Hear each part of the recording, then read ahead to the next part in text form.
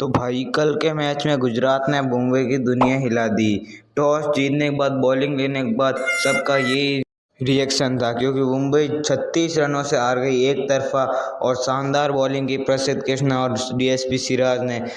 तिलक वर्मा और सूर्य कुमार यादव के अलावा कोई भी बल्लेबाज चल नहीं पाए, लेकिन तिलक की पारी स्लो थी, इसलिए मुंबई भी ये चेज आसानी से नहीं कर ही नहीं पाई और 4-0-4 हो गए, क्योंकि अहमदाबाद में गुजरात ही जीतती जा रही है। जब से गुजरात टीम आई है लगातार, प्रसिद्ध कृष्णा ने भी बहुत शानदार बॉलिंग की है और हार्दिक भाई ने टॉस जीत के बॉलिंग क्यों ली अभी तक समझ में नहीं आ रहा।